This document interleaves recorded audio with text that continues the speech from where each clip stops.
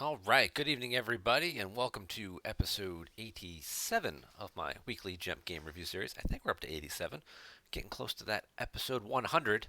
I have to start planning whatever I'm going to do for that special milestone there. Thank you all for joining us. Hope you're having a great end of June here. I think once the camera's on, yes. CRG, thank you for renewing your subscription with Twitch Prime, month number 17. Woohoo!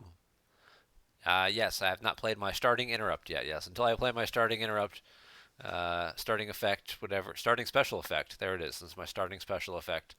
The show has not started, so hopefully everybody can hear me loud and clear now. Thank you again for tuning in.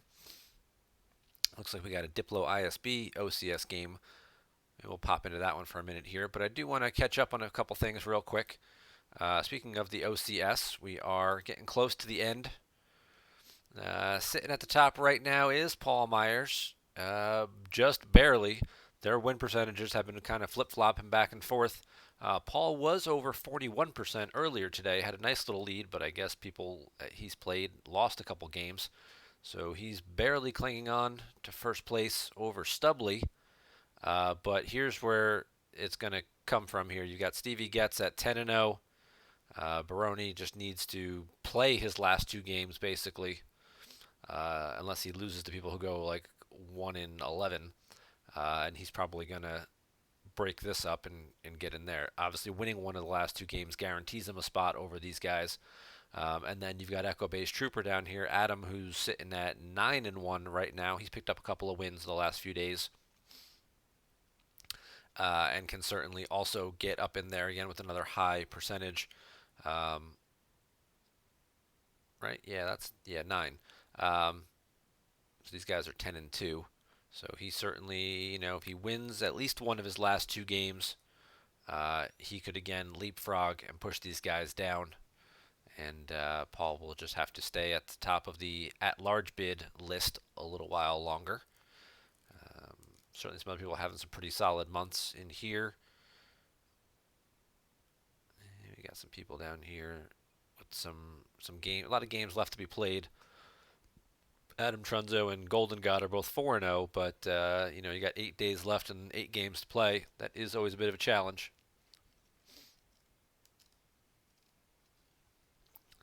Silver Glen. Where is Silver Glen? Oh, Silver Glen's back here at 2 and 0, along with MJ Turner. Yeah, they've got 8 days to play 10 games. It's been done in the past before. Certainly could happen again. Somebody could go on a roll and go on a run, but this time of year starts to get a little harder too.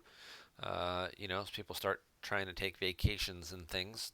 Maybe not so much right now with the coronavirus, but stuff is starting to reopen in certain places, and with the restrictions and limits and whatnot. But things are happening, and life will go on. Um, but yeah, we got about just over a week left, so make sure to get your games in. Update on the OCS foils. They are being put in the mail to me today. So, however long it will take them to get here, a few days usually, because usually Kevin ships them express. Can't imagine what that costs, but that's how he ships them. They usually get here within 2 to 3 days. So, probably by the end of this week, I'm going to have myself a nice giant box of OCS foils, and I believe he sent me all of them with the intent that next Monday I can reveal the remaining foils that I have, or at least one of the remaining foils that I haven't revealed yet, because I think I've done February, March, April, and May. I have not done June, July, or August, which are the final 3 months. Um, and he told me what they are, and I forget right now. So we'll all be surprised together next Monday. So be sure and tune in for that. We'll have a little special treat there with the June foil slip, just in time for you to try and get your 8th or 12th game in to try and squeeze that through. And then we'll preview July's slip as well. I know there's also a bonus slip for people who play, perfect attendance, get all your games in. So if you're still on that fence, squeeze those games in if you can, and just keep yourself in contention for that. Sometimes we have a few extras, and I pass them on to people who have like 83 or 82 games. But you know, that's not the intent of them, and it's almost not almost perfect attendance. It's perfect attendance. So let's try and keep it honest there. But that's where we're at for June, and like I said, got just about a week over to play. Still got the quarantine leagues in there. I don't know, what are we on, week 12, week 13, and Batmouse did start a My Cards foils only league, which is probably just gonna have like what, him and like three other people in it. Oh, okay, so it's got like 10 people or 12 people in it. So I guess some people who have been building some foils. I have a foil collection myself. I haven't really looked at to see exactly what's in it, to even know if I could even possibly put a deck together. I guess with 175 gold, I could maybe upgrade and buy foil versions of cards, because locations would be the bitch.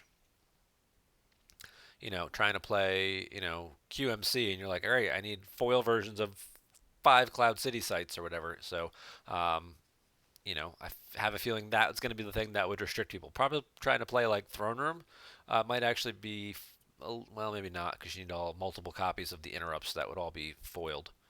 Um, like foil, like you need like 12 Wisas to foil into 3 of them or something. That might be a little more challenging. Although they are commons, you might be able to pull them from packs if you've been keeping up on your packs.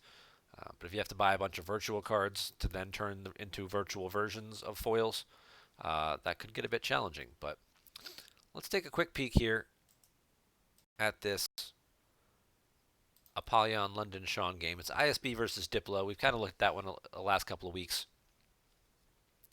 It's not. It can be an exciting matchup sometimes, but usually it's a bit of a grindy type game, and you know, they battle, they die, they retrieve. Same guys get redeployed and battle again, and then Celebration gets set up and retrieves the guys Diplo lost, and then Diplo starts retrieving for winning battles, and it's one of those games where you both have 25, 30 cards on the table, and you both just keep recycling the few cards that are in your lost piles. So, well, it looks like Captain Cassian Andor just got pinged with Never Yalnal. And now Sean's playing a Dark Time to prevent Battle Destinies from being modified or canceled. I guess to keep Hera from redrawing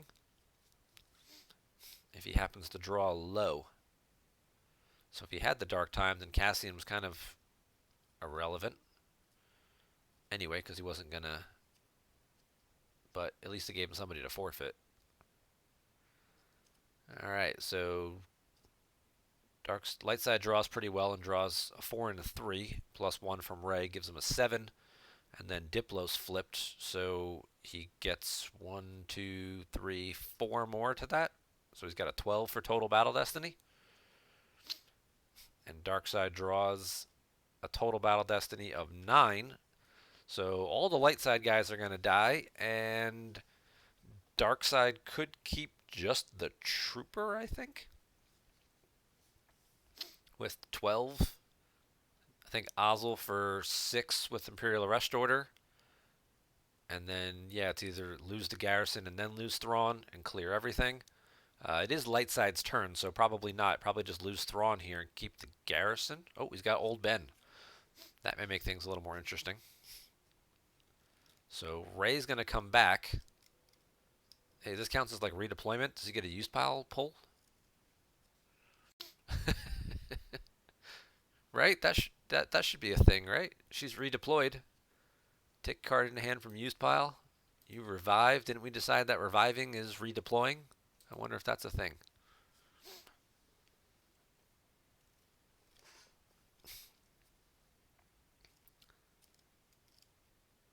Maybe it's not quite redeploying. And now Ray's going to bounce outside to Mos Eisley. Light side with serious board control here. Usually dark side has a bit more presence. Kind of wondering where this game may have gone wrong for Sean. What he may have tried to do earlier. See if we can scroll up and check out the chat. That may have cost him, if he's lost a big space battle or something already. Or has he just been trying to go ground all game?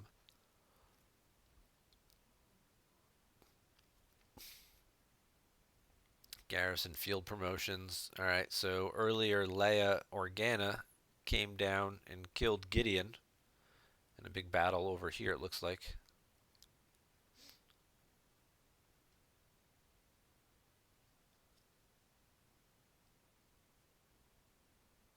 Nope, that was a battle at the large moisture farm that Gideon. So Gideon never ended up over here. Okay. It's an interesting game.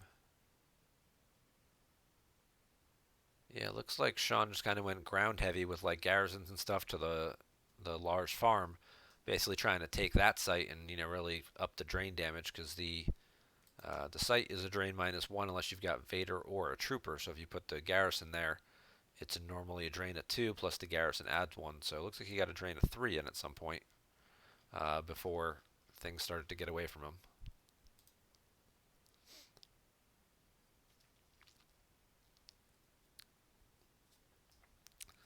So we've got a Captain Antilles and a Mon Mothma there. We've got a Bail Organa on the Masanya over here with the droids. So we're adding to Battle Destiny to Force Drains. Bail's adding, and Ramus is an Alderaanian, so he's adding as here as well. So these are both drains of 2. Plus you've got the drain 1, and the possibility of Rey bouncing back into the cantina with reinforcements to beat up this trooper. Sean's going to get his space set up of his own right now. He's got a Vengeance. He's got Kuat out, so that draws Destiny. It's immune to less than 4. He puts Evax on as a pilot, giving it a little more power, and 7 forfeit, which is pretty important. He's only got 2 ISB agents on the table, so not flipped. Probably has never been flipped from what I'm reading through the chat there.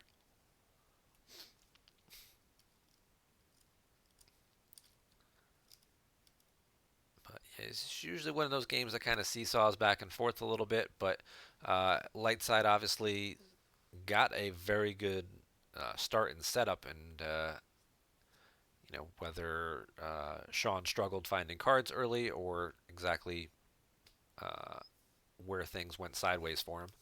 All right, we get one of our virtual ISB guys, Lieutenant Pole, coming down. When deployed, you can draw a top card of reserve deck or used pile. He's going to choose the used pile.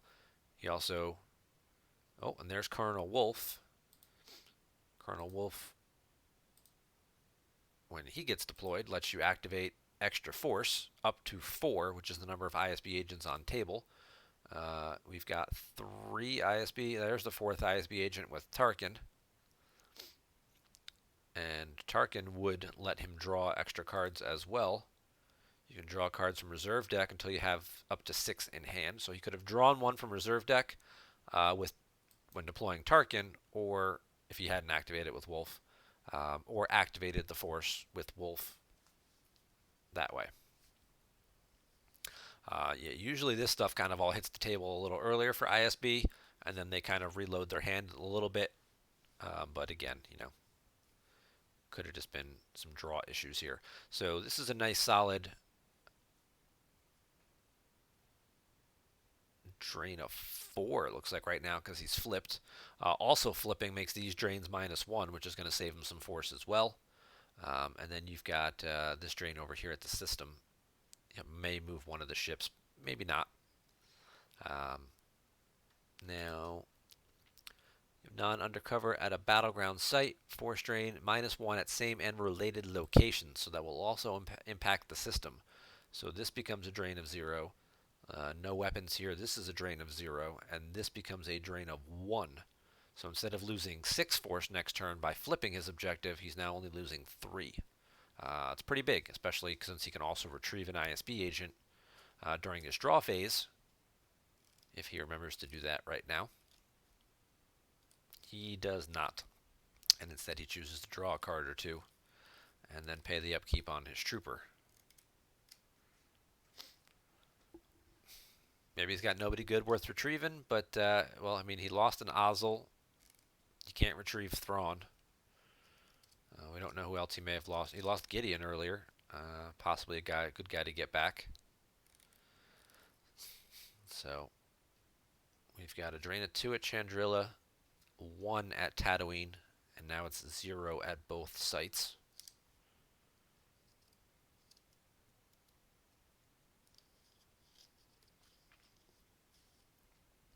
If you had somebody like Saul Guerrero, I believe he's the one who prevents your drains from being modified.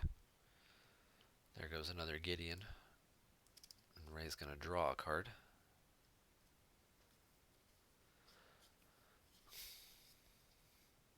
Diplo could continue to just go wide if they wanted to. They could go over to this site here if they had, any other spies.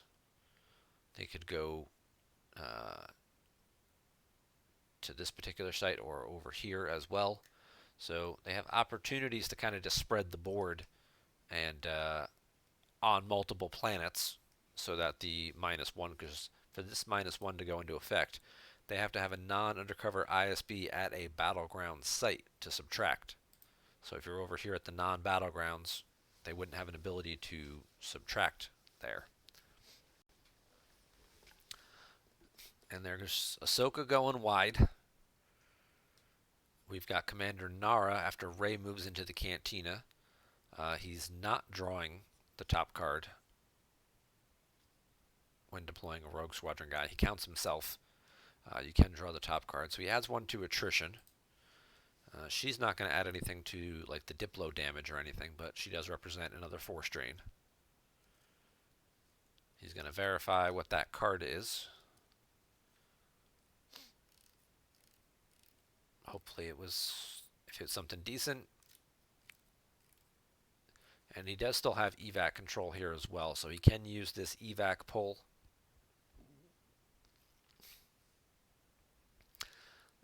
Very curious. I would have thought he may have waited, just deployed in front of him, blocked the drain, let your opponent battle into you, use the last evac pull to prevent Tarkin from canceling your battle destiny and limit him to 1. Battling into them is almost like you're asking for him to kill you. I mean, his total battle destiny is a 9. It's going to get 2 guys. But he's still going to have 1 guy left. Unless he's really just banking on the fact that,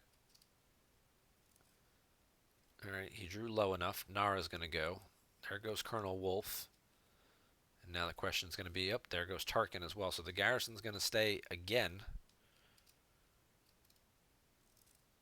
And now Rey's going to have to move back outside 1 more time. Away from the garrison.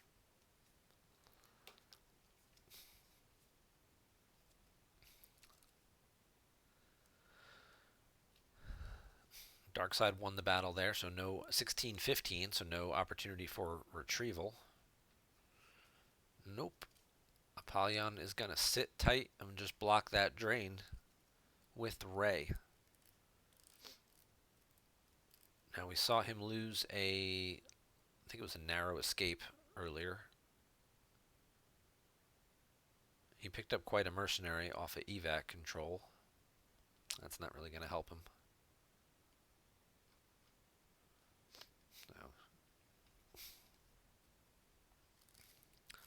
He's behind. Apollyon's behind on life force total. Certainly has the board presence. There's the image of the Dark Lord. Okay, that'll subtract 1 from Ahsoka's drain over there, mitigating some damage. So what ISB does very well is mitigate damage. There's a General Navarre, so he's the leader, so he's adding a destiny.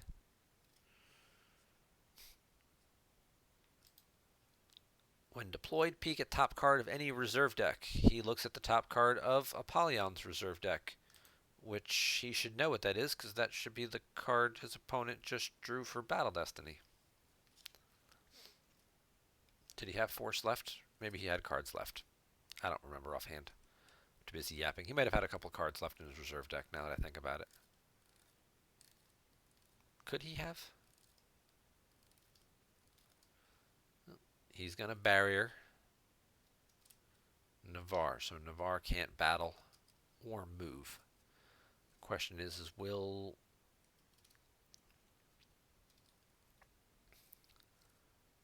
does Sean have any other characters? Oh, there's a Vader Enforcer. Dun dun dun. Not completely terrible, though. There's a decent chance Apollyon has a Hujix in hand. Um, and again, he is still adding quite a bit to his total. 1, 2, 3 from the objective, plus 1 from Ray. So he's adding 4 to his destiny. And, it's 14 to 4. He's down 10. Ray forfeits for 7, and he adds 4 to the total. So he's not entirely up the creek here. He's got a Jedi mind trick to make him pay 2 force, which Sean will happily do. But, yeah, there's an opportunity, possibly, depending on how these draws go, maybe Ray and 2 or 3 cards, if not a Hujix. He does draw the bottom card while he still can. There's no first strikeout or anything, so he doesn't need the force to play any interrupts.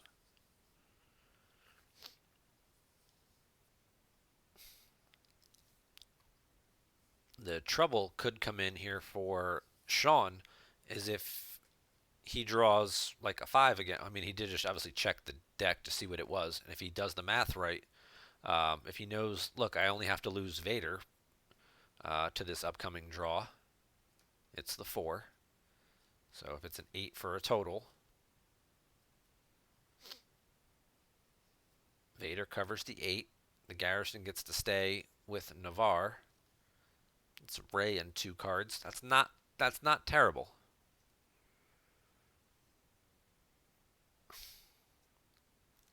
And remember, that was their battle, so he can peel 2 from hand and lose Ray.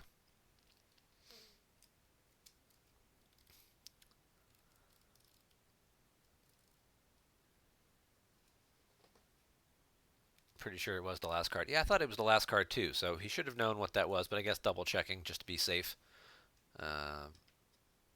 So Apollyon peels quite a mercenary from hand and the Odin combo he drew for Destiny, and then loses Ray. And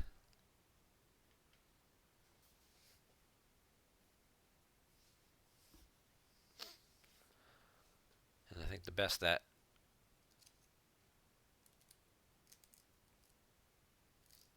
Sean can hope for right now is to retrieve a guy and just keep mitigating some damage and see if he can't get a drain or 2 of his own in. He's going to pick up a few cards here to kind of reload his hand. He retrieved Gideon.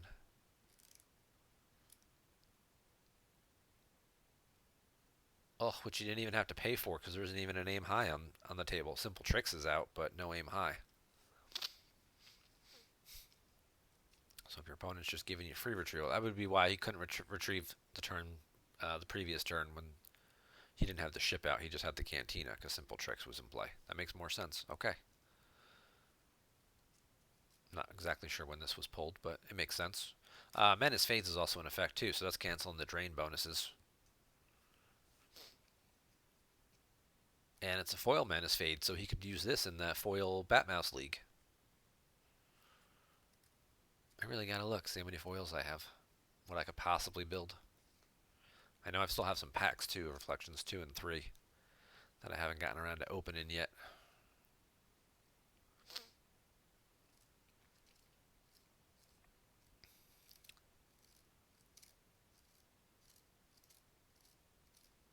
So he's getting drained for 4 here.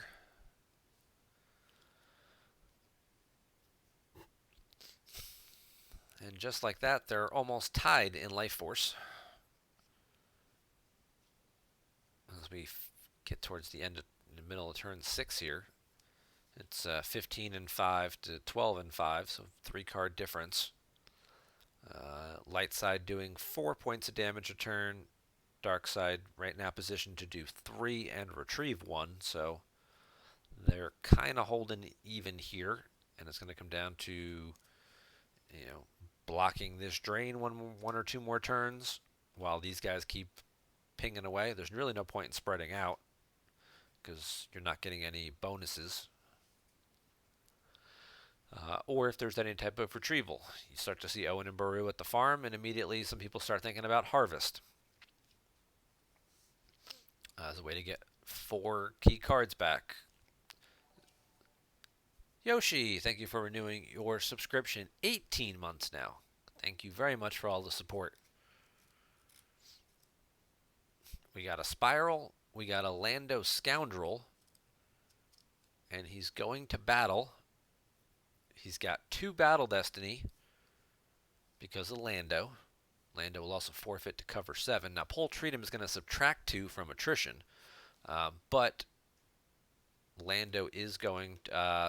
Lando does give him another rebel, so now he's still adding 4 to his total. So he's got 7, and 4 would be 11. Pole's going to subtract 2 from the attrition to make it 9. So both pilots are going to die.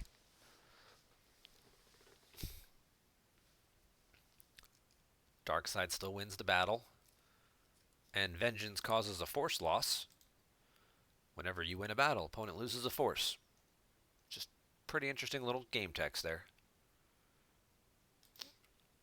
So he loses the Savrip from the used pile, and then he forfeits Lando. He did pick up the barrier into hand with Mothma. And we'll see. I would expect him to move the Tantive over to block this.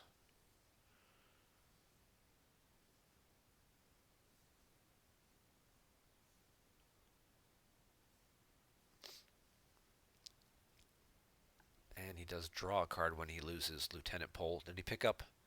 He drew the top card of reserve deck. I was wondering if he would have picked up the top card of his used pile, seeing as it was a character and it was another copy of Lieutenant Pole Treatum, that he could then redeploy and pick up more cards and do all those wonderful little tricks that ISB does so well.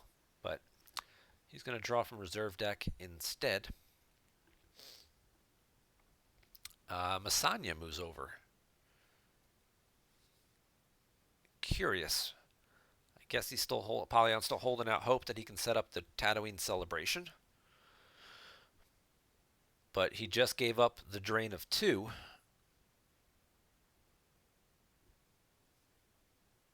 Instead of giving up the drain of 1. Unless he's got like it's a hit or something here. He's going to, yeah, okay, that makes more sense, yeah. That would be the only thing that would make sense there would be if he had the it's a hit to cancel the drain in the Cantina. Okay. Took me a second, but I got there before the card was revealed, so it's still working. It's still working.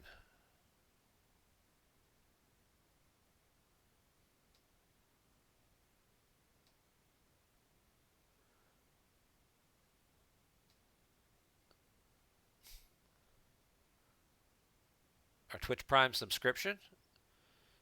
It's been on the forums for about 2 years. Basically, you watch our programming, you subscribe to our Twitch channel, and when you hit your 3, 6, and 12-month anniversaries or sub-anniversaries, you send screenshots of that, and then you get mailed foil slips. The 3-month promotion is the Grand Inquisitor foil. 6 months is Ezra Bridger foil. And 12-month is the I Want That Map objective foil. And a orange Star Wars poker chip.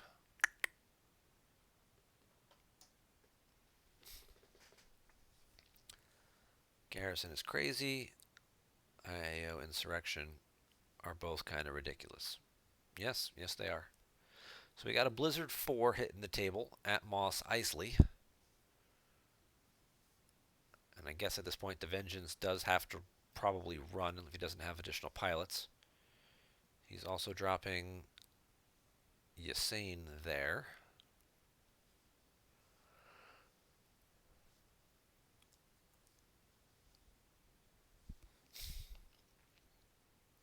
I think at this point it's the Vengeance moves away. He pays 1 to retrieve a guy. And he pays upkeep on the Garrison. Actually, he retrieves for free. I take that back. Tartag!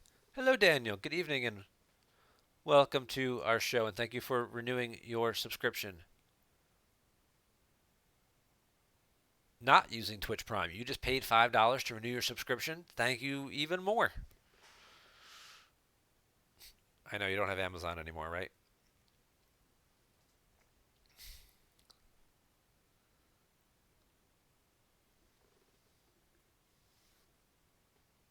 I don't know what Amazon Prime costs, Paul. There's different subscription plans. So if you have Amazon Prime, you get one free. You link it to your Twitch account, and you get one free subscription per month. So if you're already using Amazon Prime, it's a free thing for you to give some money to the Players Committee.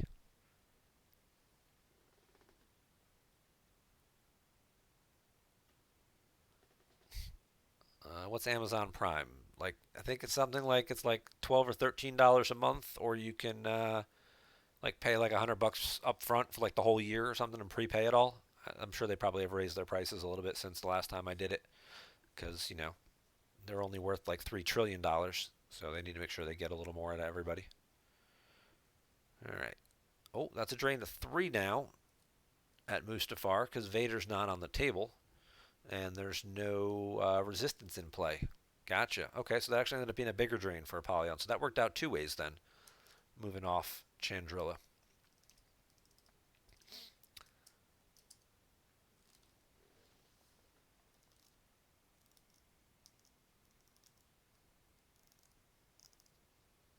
Yeah, Twitch subscriptions are like $5. You can just pay out of pocket and pay $5, and if you don't have Amazon.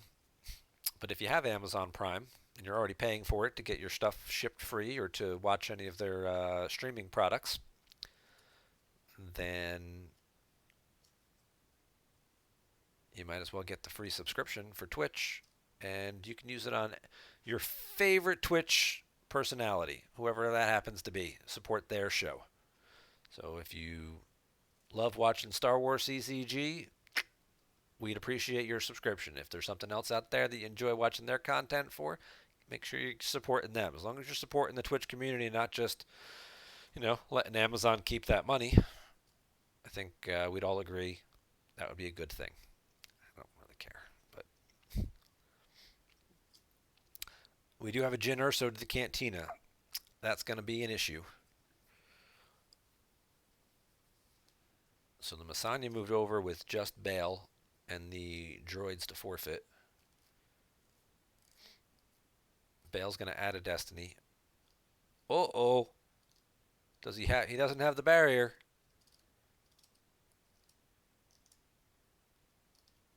And Sean had the Stalker. He's going to check that Destiny. Kuat's going to let the Stalker draw. And Apollyon very surprised in the chat to see that hit the table. So we're kind of at a spot here where he can battle. He's going to draw. If Apollyon is not holding the Hujix as the one card remaining in his hand, which maybe, then he's taking 5 overflow. We got 11-1 here, and the Bright Hope covers 5. So is that last card the Hujix, or is he peeling 5? He is peeling 5, and he will concede the game to Sean at that point. Got caught napping, and a late last-ditch Star Destroyer hit the loss pile. So congratulations to Sean on picking up the win. And let's head back out to the lobby here. Looks like we got probably the same guy trying to play every format. Queued up 19 games here. But there's one other thing I do want to talk about tonight, and that is Online Play Weekend 2020 has been announced.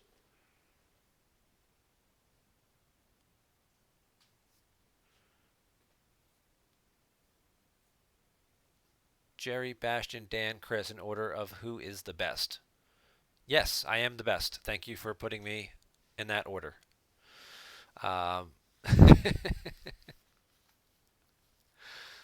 So, Online Play Weekend has been announced. It will be Friday, July 10th through Sunday, July 19th. So more than just one weekend, it's 2 weekends. So all you have to do, play a game on GEMP or Holotable. If you still use Holotable, you can play a game over there. Then you just have to take a screenshot if you're on Holotable or submit your replay via email. There should be an email address in here somewhere. Uh, and I'm sure it's probably at the bottom for what to do with it. Yeah, screenshot from the game or a game link, which you can just go to your history tab and pull up and send it. Brief description if you want to talk about any cool results that happened in the game, like I blew up his Death Star and that's how I won by 26 or whatever. Then include your forum name, information, and your physical mailing address.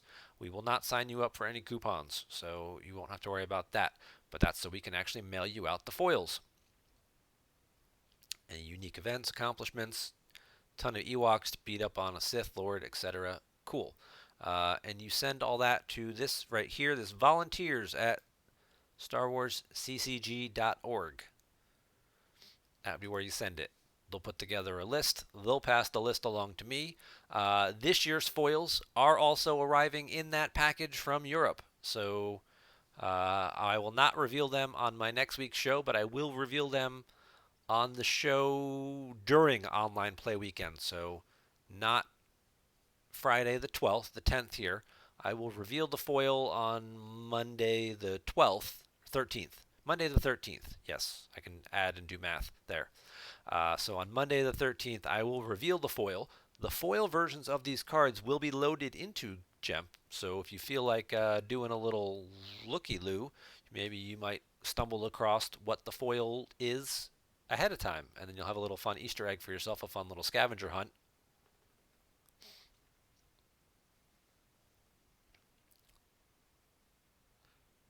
You're trying to figure out how to subscribe, Paul? The top right-hand corner, there should be a big purple button that says, like, subscribe to this channel. Something like that. So, but previous foils we've given out, I think this is last year, was Snoke and Kit Fisto. The year before that, I think, was Phasma and Cody, and I think the first year was Grievous and Isla. So this is year number 4, and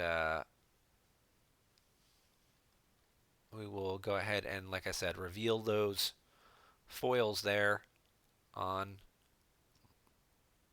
Monday, July 12th. Give people time to have a little scavenger hunt, try and figure it out, have a little mystery, or not figure it out and then just be really surprised when your opponent plays it against you, maybe during a game.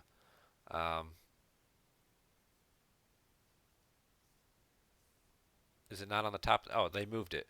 It used to be in the top right-hand corner of the page. Now I think it's actually right below the window. It says there's like a purple button right next to where like the heart is to follow the channel, and then there's like a purple box to like subscribe.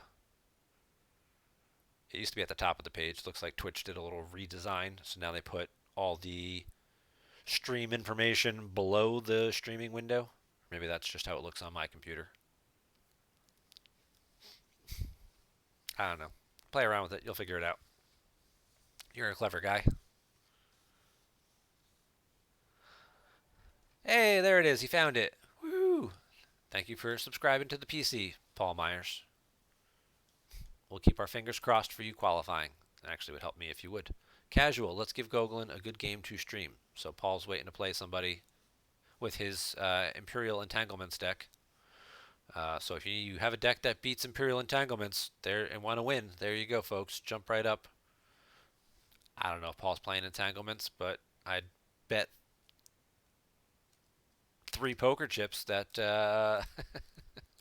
if you join this game right now, that's what you'd be playing against. Yeah, casual test, do not join. Oh, okay. Well, somebody joined it. Nice. I'm sure he's just probably trying to test his games against himself or something like that. All right, so that's all that's going on in the Star Wars world at the moment. I do want to. I know some people are starting to talk about, you know, U.S. Nationals, which we were hoping to have this year, and it was supposed to be, you know, in Denver, where we haven't had a Star Wars tournament in a long time. Team High Ground has really been growing. We kind of wanted to throw them a bone and give them a nod and kind of encourage people to, you know, explore a new city, which is always a good thing too. I know we were very excited with Minnesota a couple years ago. A lot of people have never been to Minnesota, so Minneapolis, chance to go somewhere new, explore some things. We were hoping that Denver was going to be for nationals this year. Obviously, still not really traveling in groups and doing all that fun stuff yet. So we are not doing that. As to whether there'll be an online substitute for that, that I do not know, and that I am content to stay in the dark about. Because I will tell you, after planning the MPC, my blood pressure can't take trying to plan another online tournament right now. So, um,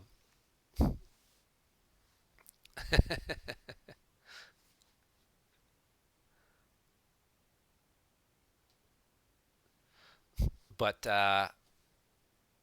we still have the World Championships. This event looks like it's still going to happen. So if you're a European player, checking this out, it looks like this annual European Championships, same venue as the last handful, back in the same venue because last year, because Worlds was here, they did. They were in Amsterdam, I believe, for the European Championship.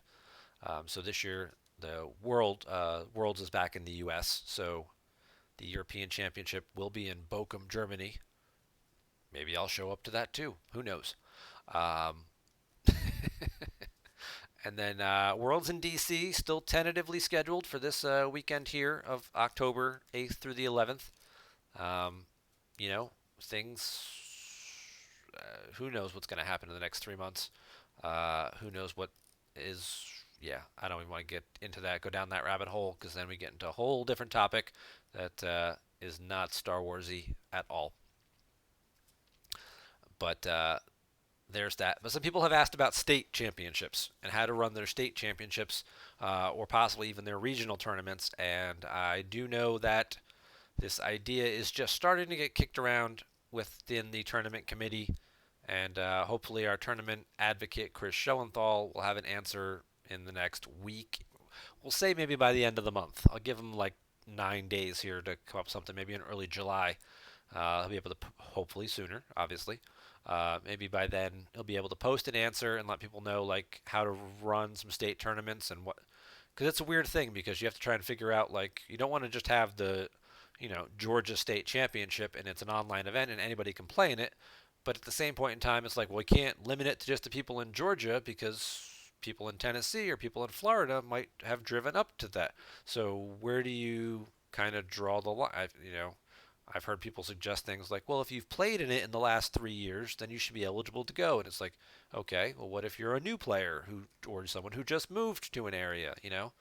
If you're, Al, who just moved from Spain to California, who's been playing in the Munchenko's league up there in NorCal,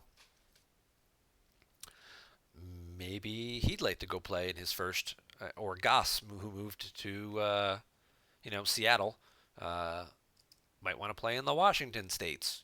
So there's a whole lot of moving parts there and trying to figure out just exactly how to uh, figure out where to draw the line for letting players compete because you want to try and protect the integrity of the event and make it as close to what it would have been if we were able to hold it live. And I know some people too are also still holding out hope that restrictions are going to continue to get lifted, and maybe by like late July, early August, mid August, they can still get a live tournament in and run their state title events. So hopefully we'll see more of that.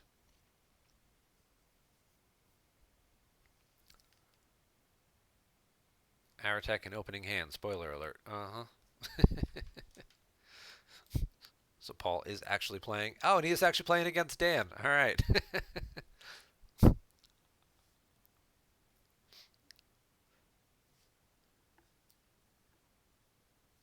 IE versus Hitco. Yep. But, we're going to keep tonight's show short. I had a game link I was going to go into, but I think this one's going to take a little while. And since it's already almost 10 to 8, I don't want to start a new game now. Um, you know what? Since they were kind enough to put this game up and actually play it, I'll watch the first two turns. I know they're both in the chat, so I'll give them both a couple of pointers.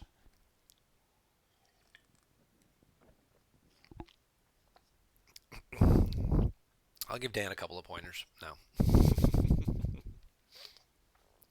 But we'll watch a turn or two of this, and then I'm gonna wrap it up because I only had a snack because kind of ran into one of those things, where you're talking with the wife. What should we have for dinner? What should we have for dinner? What do you want? What do you want? Well, I don't want. And then it was like it's 6:30 already, and it's like, all right, well, anything we order now isn't going to be here before the show. So we both just had a quick snack, and then we're going to do dinner after the show. And hunger is at its peak limits at this point. So Tartag, he pulled the docking bay, dropped the Boss Nash chamber. He's getting plenty of a couple extra activation from his opponent. There's a Jedi Luke to the light side, to the docking bay. Excuse me. See, there you go. There's that hunger again. He had Aratek and Justice out already. For those of you not familiar, Aratek lets you basically get any unique Imperial pilot and an ATST or a speeder bike. So you either reveal a unique pilot of ability less than 3, a unique Endor Imperial pilot of ability less than 3. I'm sorry, that is the Endor icon. So there are half a dozen restrictions to it, but there are still some decent Endor pilots. It also makes your things power and forfeit +1. But there's guys, Marquand and Watts and some of those other guys, Major Hewicks, etc. All of the Sergeant Barrick and Corporal Dreselin, all the speeder bike guys, they're all Endor icon pilots. So a good way to help fish them out of your deck. And we've got Piet over here on Tempest Scout 5, which has permanent pilot of ability 1.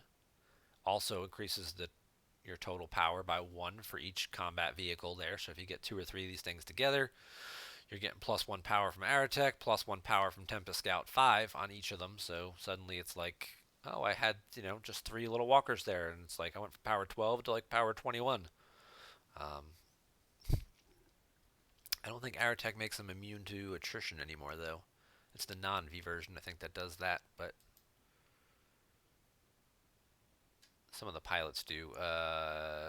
Lieutenant Arnett is another guy who goes on Tempest Scout 1. So, yep, Biker Scout Troopers and Arnett. Thank you, Paul.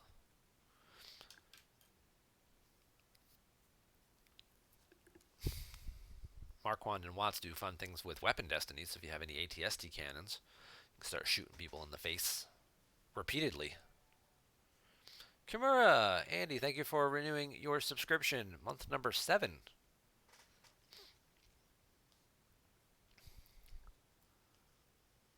What do we got stacked over here? We got another battle order. We got a force push.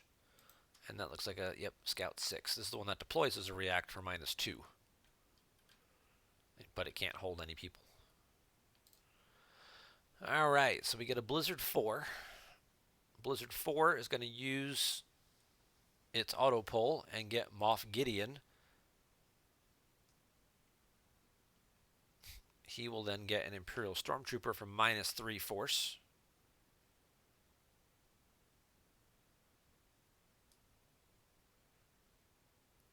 And he opts to deploy Sergeant Barrick into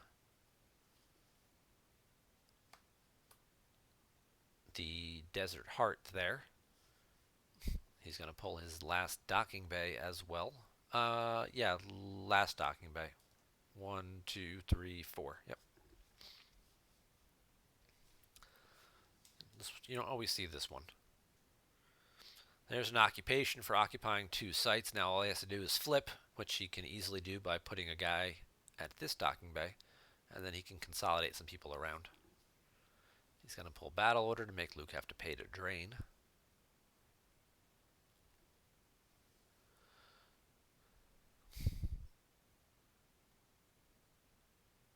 Will he go for the flip here? Does he have another guy to put at the docking bay? Because it's just control 3 and opponent controls less than 3. Yep. 1, 2. Just needs the 3rd. He's got 8 force with which to do it. Then he's going to pay upkeep on Blizzard 4. He's going to reveal Oberk. get an ATST.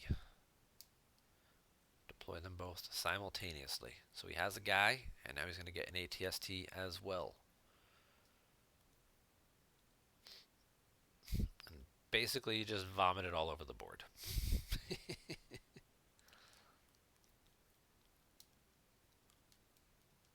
But they're all battlegrounds, so at least that's a plus. All right. There's Oberk in Tempest Scout 3.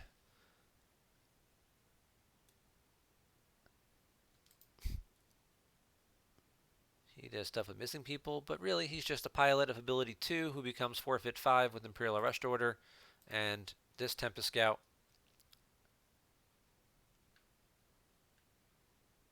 can hold 1 pilot. He's also going to drop Tempest Scout 1 there. He's going to docking bay transit this one over. I'm sure Barrack is going to get inside here, and then he will... Oh, actually, he's going to flip-flop. He's going to pop him out, and he's going to put both guys together.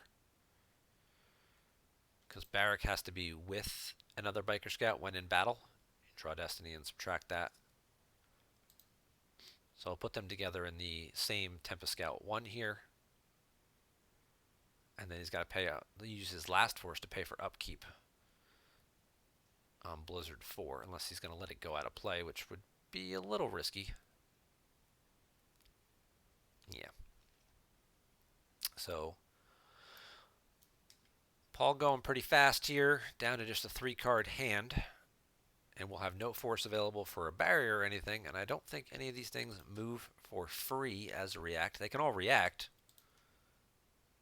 This one can move as a react for free. So Tempest Scout 1 can react for free. The font on that is weird. What's up with that?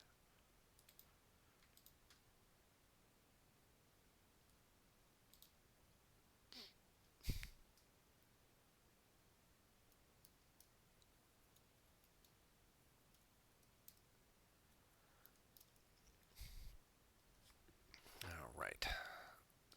Dan's going to get a free card off the top of his reserve deck. It's probably that Rescue in the Clouds that he just played.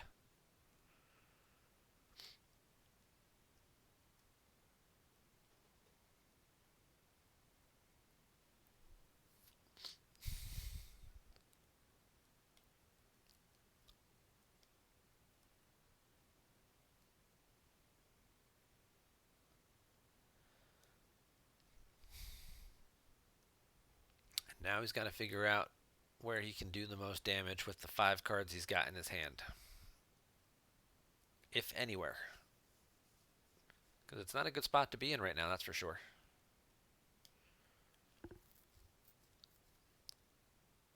You're only going to get 1 Destiny draw. Ozzel's forfeit for 6 up here, so that's not necessarily going to... You know, you're going to need multiple Destiny, which you probably can't get because of Justice.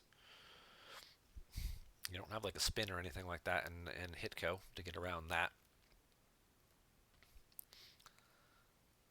And if you're looking at ground sites, well, this thing's going to react for free and move away. So then your only option is this would be the one you would have to go after, if you even could. Yeah, so Dan's is going to go right to move phase, move Luke to block a drain of 1, and then just start digging. And now Paul's going to do 1, 2, 3, and then 3 for occupation, being 6 points of damage total, unless Dan happens to find a canceller or something to prevent the occupation damage. Most people are still playing, the escape pod combo, which that'll limit the damage for a turn or 2, but then maybe you're not using it to pull your Hujiks, and it's probably also getting grabbed, as opposed to the free ride combo, which will cancel the occupation outright. It's kind of the thing that kind of flip-flops and teeter-totters as to whether or not you've got room for it. You're already playing the escape pod and the Hujiks anyway, so you kind of just hope, maybe I can just draw the Hujiks and not need to use the puller on it, and then instead of just waiting to cycle it back at an opportune time, you can just use its alternate function to cancel, or to prevent the damage for a turn. Yeah, Dan's going to draw big, put a card back. So he's got 16 cards in his hand. He's going to lose 6 of them. And he'll still have quite a bit to work with for whatever happens next. Unlikely Paul with the 3-card hand. Now he'll get to pick a card, so he'll be up to 4 uh, because of the objective here to see just what exactly he's got up his sleeve. Dan did find the escape pod combo, and he will interrupt the activation to prevent the force loss for a remainder of turn, which Paul then does grab, as we just discussed.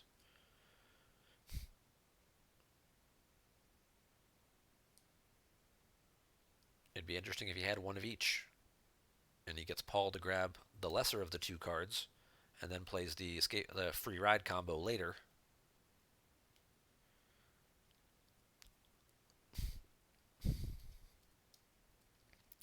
One of the 3 cards Paul admits is the Executor. We missed the beginning of the game, which he obviously would have pulled that with mob points. Unless he put that back at some point, like if he played a point man or something, who knows. We're going to see what's in Dan's hand. He's got a Wisa that he just lost, and there's a Wisa from the use pile that he's also going to lose.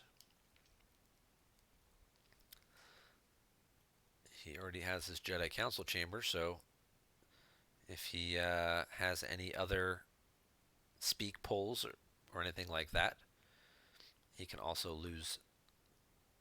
Actually, he doesn't even have to lose those because now he's only taken 2. No, 3. Did we miss the 3rd card? Drained 1 at Tatooine for that. Drained 1 at the Desert Heart. Oh, he didn't drain yet here with Blizzard 4. Okay, he picked a card first. Just doing stuff in weird order. There goes the Battle Planes. From hand. Yep. Pretty unlikely. Most of this game is going to be played in 1 right there on Tatooine.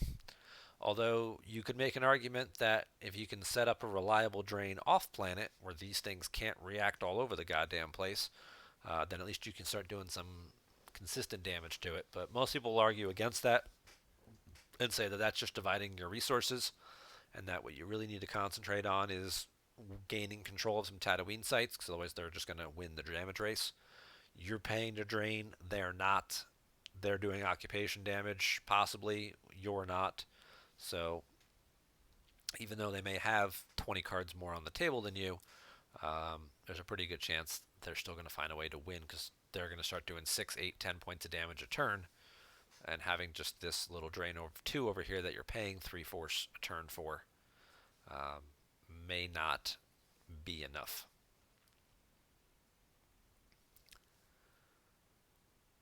Alright, so Paul deploys from hand Blizzard 2. Now he's going to use battle deployment. What's he got, a Blizzard Scout 1? Or has he got another Walker? There's the Blizzard Scout 1. So this guy says, when with piloted AT-AT, cancel game text of an opponent's character present. It's during battle. So we can cancel Luke's game text, so Luke won't be immune to attrition. But because he's already at 16 power to 8, Luke probably wasn't sticking around anyway. He's going to command. Does he have the command for the Veers? Dan will grab it just because why not? He's going down in flames pretty quick here, so.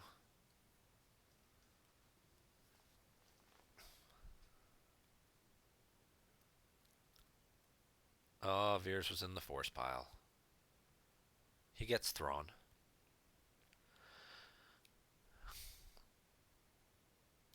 He'll pick up the force push.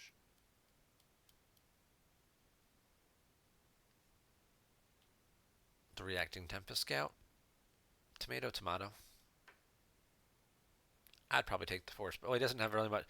I'd probably take the Tempest Scout because he doesn't have 2 cards really in hand to exchange with the force push. So that would be just my call. Unless he's the other, unless he has cards in his hand that he doesn't need, or thinks he won't need, that he could exchange with the force push to get something better. Yeah, he's going to take the Tempest Scout. We know one of those cards is the Executor. He may very well need that this game. Luke's game text is canceled, so he loses 2 more power, because Luke's power +2 with the lightsaber. And there's a 4 for Battle Destiny, so we've got 23 to 6 and a destiny draw, which can't be modified by, like my father. Oof. It's a 1. Luke forfeits for 9, gets him up to 16, and then he peels 7 or plays a Hoojix or pushes the good game button. Um,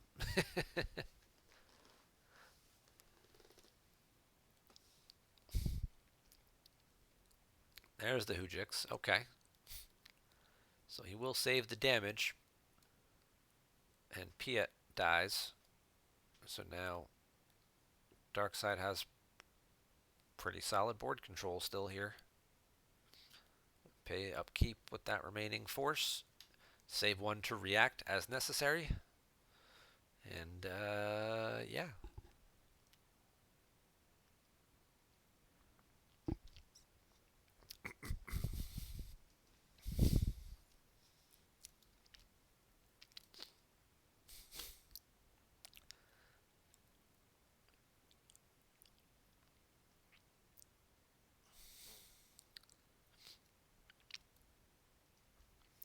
This setup can be very difficult to interact with. Maybe that's why Paul's had such success with it or in the OCS this year.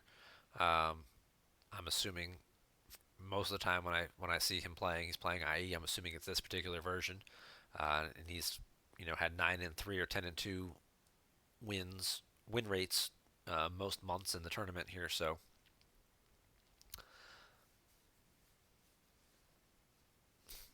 yeah, having these reacting guys all over the place, quite a challenge. Cards that cancel react, Sense being a key one for light side.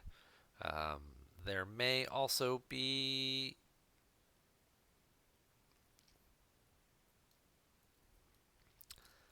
characters that prevent it. I want to say like Cal Alder or somebody maybe might prevent from reacting. I know Gold Leader prevents reacting in space. I feel like there's a guy that prevents reacting on the ground too, but I'll try and pull it up over here and figure that out. Unless anyone in the chat happens to remember. Cal prevents reacting. Yeah. You don't see Cal Alder very often though, but he shows up in like No Idea or whatever. But let's go check out the old deck builder.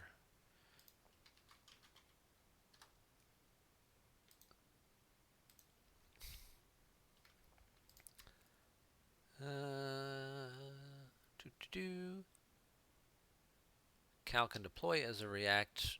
Nope, does not stop reacts. He stops Ellis from moving, but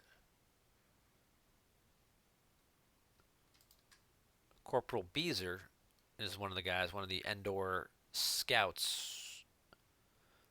So if you're playing like a Rebel Strike Team Crix kind of deck, you might have access, or No Idea, Crix Scout build or something.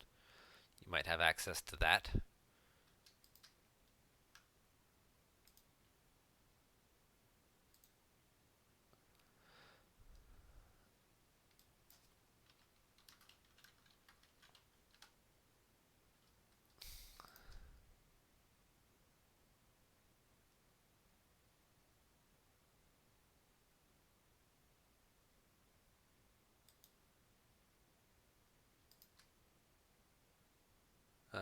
Major Bren Durlin, that's the other one. The virtual version of Major Bren. Opponent may not react to or from here. So again, Rebel Strike Team kind of playing that out.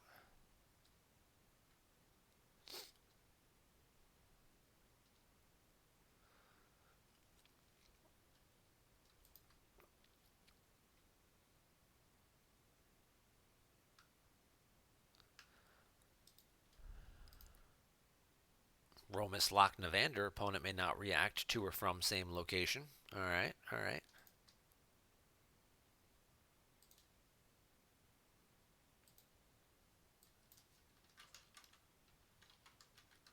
But if you wanted to just cancel a react, you're looking at the Odin Nestler First Aid combo, which is probably the more popular option, or Sense.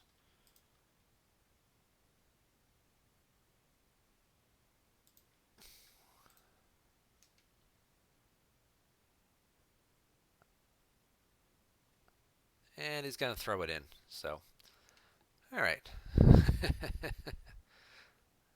And Dan's getting razzed by someone named Jodo Cast.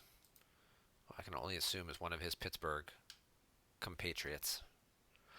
or former Pittsburgh compatriots. It could be one of his new SoCal compatriots. Who knows? But uh, we're going to go ahead and wrap up tonight's show here. Thank you very much for tuning in. Hope you guys enjoyed watching the show. We'll see you back here next Monday night where we will reveal the June OCS foil. So go ahead and get your games in.